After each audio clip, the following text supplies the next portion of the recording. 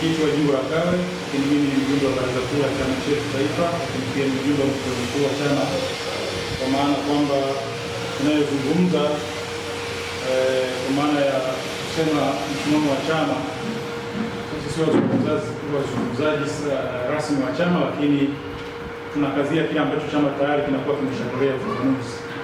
Chama kikiwa kimetoa msimamo, ni wajibu wetu sisi kutangaza msimamo na kutekeleza.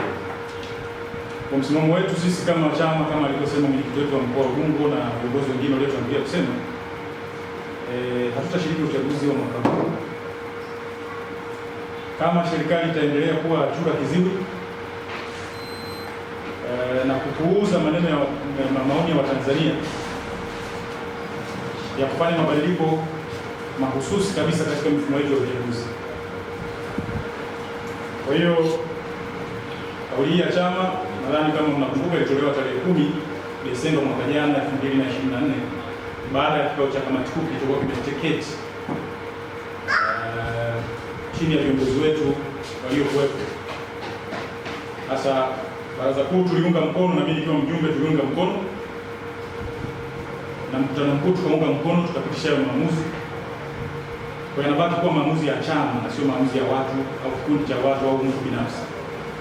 Ndio maana hata sisi tunajitokeza hadharani kuweza kuyatetea. Watu wanaojua uwajibikaji wa uongozi ni wale ambao wanasimama na kutetea kile kilichoamuliwa pamoja, hata kama walikuwa kukubaliana nacho.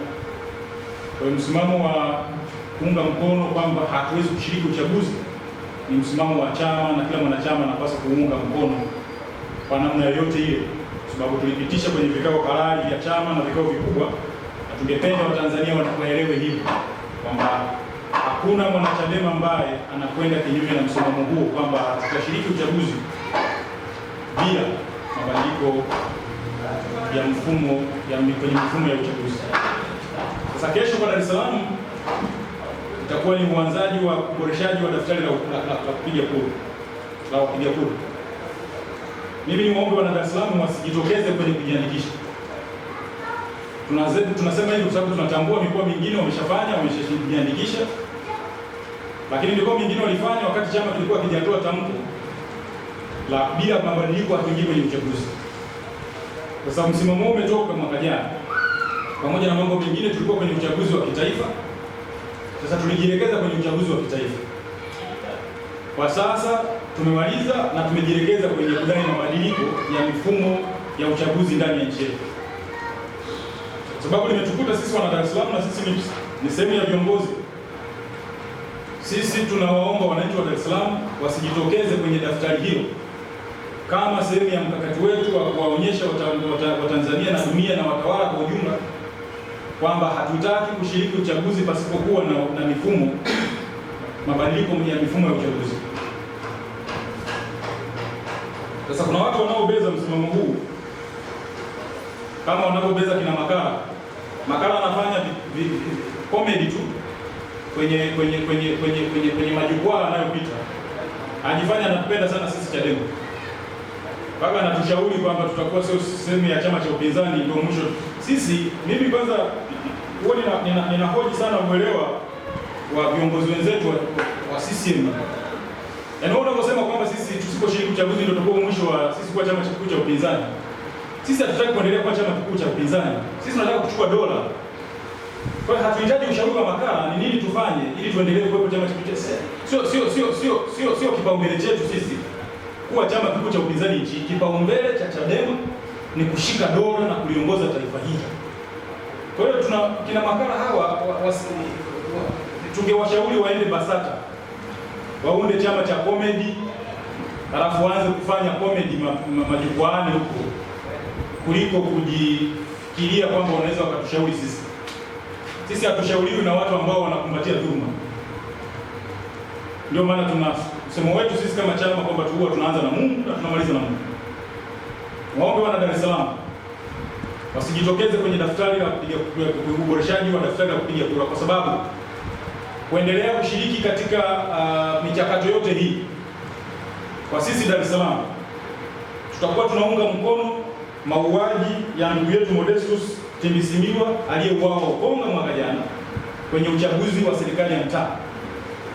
aliuawa ndugu yetu Modestus kwa sababu tu alikuwa anatimiza haki yake ya msingi ya kutaka kugombea na kuwa kiongozi, lakini kwa sababu dhambi yake ilikuwa ni kuwa Chadema au kuwa mpinzani, basi wabaya waliweza kumuua na hakuna chochote kinachoendelea kwa sababu hatujaona chochote kinachofanyika. Yaani sisi Chadema imekuwa ni kwamba kuuawa ni kama vile damu yako haijafika. Lakini sisi tunaamini hakuna atakayeishi milele.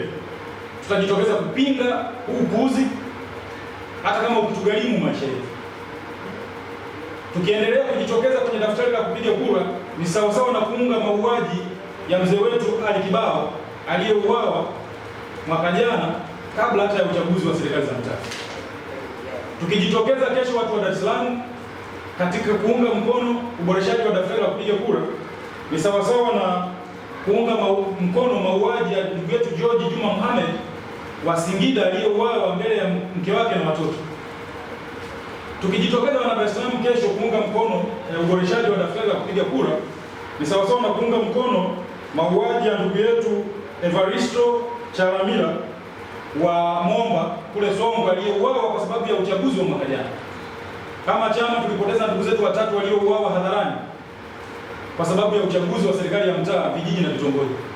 Tutapoteza watu wangapi au tutakufa sisi watu wangapi tutakapokuwa tunaruhusu chama tena kwenda kwenye uchaguzi mkuu usiokuwa na maboresho ya mifumo ya uchaguzi, ambao watu wetu wanakufa kama kuku, alafu nobody takes care, na hakuna anayejali. Sisi tuwaombe viongozi wenzetu na tuwaombe wanachama wetu, tuwaombe na wananchi wa Dar es Salaam kwa ujumla kwamba uboreshaji wa daftari la kudumu la wapiga kura ni mtego wa kuendelea kunyang'anya haki za watu katika kupiga kura. Kwa hiyo mimi niwaombe sana watu wapuuze wito huu wa kwenda kuboresha daftari, wito unaotolewa na tume. Lakini pia mimi nataka niwaambie Watanzania, hii tume inasema inaboresha daftari la kupiga kura, inaandikisha watu ambao walikuwa hawajafika umri, na inaboresha taarifa za watu waliohama makazi na taarifa nyingine mbalimbali. Hii tume inafanya kazi kwa mujibu wa sheria ya Tume Huru ya Uchaguzi iliyotungwa na bunge letu mwaka jana. Lakini hii tume katika utekelezaji wake wa majukumu inakinzana na katiba yetu ya nchi. Tume inaainisha, kwanza inaitwa Tume Huru ya Taifa ya Uchaguzi. Katiba yetu haitambui kama Tume Huru ya Taifa ya Uchaguzi. Katiba yetu katika ibara ya 74 inaitambua kama Tume ya Taifa ya Uchaguzi. Sasa kitendo cha sheria kuitambua tume hii kama Tume Huru ya Taifa ya Uchaguzi, ili hali katiba ya nchi inaitambua kama Tume ya Taifa ya Uchaguzi, tayari ni mkinzano. Majina mawili haya hayafanani kisheria, na kama hayafanani kisheria, tunachukua jina linalosimama, jina halali ni jina la katiba ya nchi. Katika familia, baba akiwa anaongea, mtoto hawezi tena kuzungumza. Sheria ni mtoto na baba ni katiba. Katiba inatambua tume kama Tume ya Taifa ya Uchaguzi. Kwa hiyo sheria iliyotengenezwa ni sheria batili. Inaiita sheria ya tume, inaitambua kama Tume Huru ya Taifa ya Uchaguzi. Hili neno huru halipo kwenye katiba. Ndio maana sisi tunawaomba Watanzania, tunapigania ya mabadiliko. Kama wenzetu wameona inatakiwa kuitwa huru, basi sisi tunasema huo uhuru uende kwenye katiba. Tufanye mabadiliko ili katiba iseme kuna kitu kinaitwa Tume Huru ya Taifa ya Uchaguzi. Na ndio maana utaona sheria inasema rais atateua mwenyekiti na makamu wake kutoka miongoni mwa majina yatakayokuwa yamependekezwa na kamati ya usaili. Hicho kitu hakitajwi na katiba, hakijulikani kabisa. Katiba haitambui masuala ya tume ya usaili. Katiba haitambui kupendekezewa majina rais atakateua kwenye kupendekezwa. Katiba inasema rais atateua mwenyekiti, haisemi atateua mwenyekiti kutoka sehemu fulani. Hakuna. Sasa tuwezi kwenda na mifumo ya uchaguzi ambayo inajikanyaga kwa mujibu wa sheria. katiba isimame na tume hii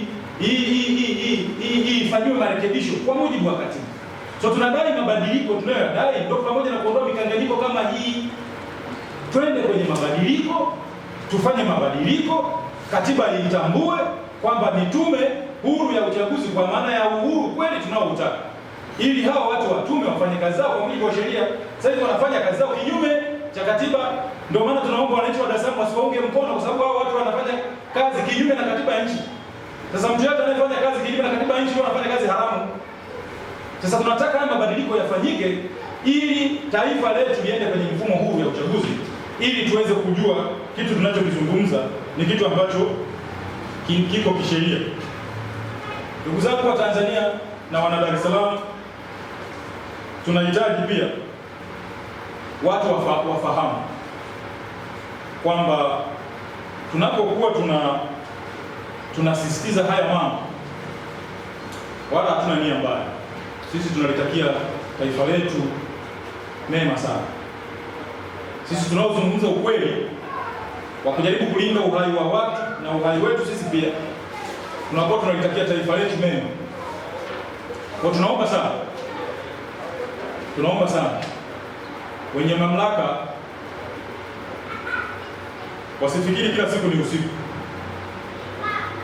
Giza linapozidi kuwa kubwa ndipo asubuhi inapokaribia.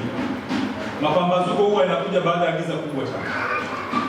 Sisi tunawaomba kwa moyo mkunjufu kabisa kwamba kwa sasa inabidi tujue namna ya kufikia consensus, kufikia makubaliano ya taifa letu ili tuweze kufikisha haya mambo salama. Narudia kusema sisi tunasimamia msimamo wa chama. Msimamo wa chama ni bila mabadiliko ya kweli hatutaingia kwenye uchaguzi. Tafanya kila linalowezekana, na niwaombe kupitia nafasi hii Watanzania wote na wana Dar es Salaam kwamba tutakuja kwenu kuwaomba mtuunge mkono ili tuweze kuzuia uchaguzi na mauaji yanayotokea na mambo mengine yote ya kidhalimu yanayotokea katika nchi. Sasa nisipoteze muda mwingi sana, niwashukuru sana Watanzania, niwashukuru wana Dar es Salaam, niwashukuru viongozi wangu wa chama mliofika katika nafasi katika tukio hili, ili tuweze kwa pamoja kuhitimisha kile ambacho tumekidhamiria cha kupata mabadiliko ya kweli katika mifumo ya uchaguzi. Asanteni sana.